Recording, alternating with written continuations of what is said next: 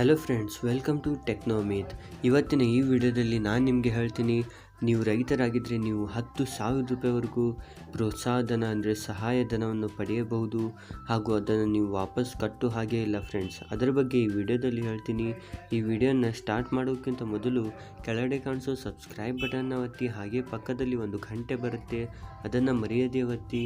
ಇದರಿಂದ ನಮ್ಮ ಎಲ್ಲ ಹೊಸ ವಿಡಿಯೋಗಳು ನಿಮಗೆ ಫ್ರೀಯಾಗಿ ಬರುತ್ತೆ ಫ್ರೆಂಡ್ಸ್. ಹಾಗೂ ಈ ವಿಡಿಯೋನ ಲೈಕ್ ಮಾಡಿ ಹಾಗೂ ಆದಷ್ಟು ಎಲ್ಲ ನಿಮ್ಮ ರೈತ ಬಾಂಧವರಿಗೆ ಶೇರ್ ಮಾಡಿ. ಸೊ ಫ್ರೆಂಡ್ಸ್, ಈಗಾಗಲೇ ರೈತರಿಗೆ ತುಂಬ ಯೋಜನೆಗಳನ್ನು ಮಾಡ್ತಾ ಇದ್ದಾರೆ. ರೈತರ ಸಾಲ ಕೂಡ ಮನ್ನಾ ಮಾಡ್ತಿದ್ದಾರೆ. ಹೀಗೆ ಹಲವಾರು ಯೋಜನೆಗಳು ರೈತರಿಗೆ ಪ್ರೋತ್ಸಾಹ ನೀಡ್ತಾ ಇದೆ. ಹಾಗೆ ಈಗ ಒಡಿಶಾ ಸರ್ಕಾರದಲ್ಲಿ ರೈತರಿಗೆ ಪ್ರತಿ ವರ್ಷ 10,000 ರೂಪಾಯಿ ಸಹಾಯಧನವನ್ನು ಕೊಡ್ತಿದ್ದಾರೆ. ಹಾಗೂ ಇಲ್ಲಿ ಈ 10,000 ರೂಪಾಯಿಯಿಂದ ರೈತರು ತಮ್ಮ ಬೆಳೆಗೆ ಹಾಗೂ ತಮ್ಮ ಗೊಬ್ಬರಕ್ಕೆ ಬಳಸಬಹುದು ಅಂತ ಈ ರೀತಿ ಅವರು ಹೇಳಿದ್ದಾರೆ. ಅದೇ ರೀತಿ ನಮ್ಮ ಕರ್ನಾಟಕದಲ್ಲಿ ಕೂಡ ಈ ಯೋಜನೆ ಬರ್ತಾ ಇದೆ. ಇನ್ನೂ ಬಂದಿಲ್ಲ ಫ್ರೆಂಡ್ಸ್, ಆದರೆ ಸದ್ಯದಲ್ಲೇ ಬರ್ತಾ ಇದೆ. ನೀವು ಈ ಯೋಜನೆ ಬಗ್ಗೆ ತಿಳಿಬೇಕಂದ್ರೆ ಏನು ಮಾಡಬೇಕಪ್ಪ ಅಂದರೆ, ಈಗಲೇ ನೀವು ಕೆಳಗಡೆ ಕಾಣಿಸೋ ಸಬ್ಸ್ಕ್ರೈಬ್ ಬಟನ್ನ ಒತ್ತಬೇಕು. ಹಾಗೆ ಪಕ್ಕದಲ್ಲಿ ಒಂದು ಗಂಟೆ ಬರುತ್ತೆ, ಅದನ್ನು ಮರೆಯದೇ ಒತ್ತಬೇಕು.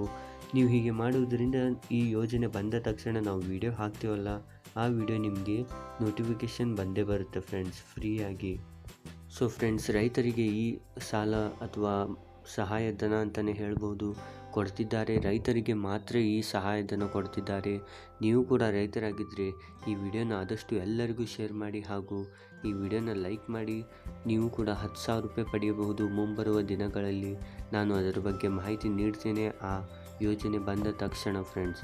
ಸೊ ನೀವು ಸಬ್ಸ್ಕ್ರೈಬ್ ಮಾಡಿಲ್ಲ ಅಂದರೆ ಈಗಲೇ ಕೆಳಗಡೆ ಕಾಣಿಸೋ ಸಬ್ಸ್ಕ್ರೈಬ್ ಬಟನ್ನ ಒತ್ತಿ, ಹಾಗೆ ಪಕ್ಕದಲ್ಲಿ ಬರುವ ಗಂಟೆಯನ್ನು ಕೂಡ ಒತ್ತಿ. ಇದರಿಂದ ನಮ್ಮ ಎಲ್ಲ ಹೊಸ ವಿಡಿಯೋಗಳು ನಿಮಗೆ ಫ್ರೀಯಾಗಿ ಬರುತ್ತೆ ಫ್ರೆಂಡ್ಸ್. ಹಾಗೂ ನೀವು ನನಗೆ ಮೆಸೇಜ್ ಮಾಡೋದಿದ್ದರೆ ಇನ್ಸ್ಟಾಗ್ರಾಮ್ನಲ್ಲಿ ಮಾಡ್ಬೋದು, ಲಿಂಕ್ ಡಿಸ್ಕ್ರಿಪ್ಷನ್ನಲ್ಲಿದೆ. ಸೊ ಇವತ್ತಿಗೆ ಇಷ್ಟೇ ಇತ್ತು. ಮತ್ತೆ ಸಿಗೋಣ ಮತ್ತೊಂದು ಹೊಸ ವಿಡಿಯೋ ಜೊತೆಗೆ. ಅಲ್ಲಿವರೆಗೂ ಬಾಯ್.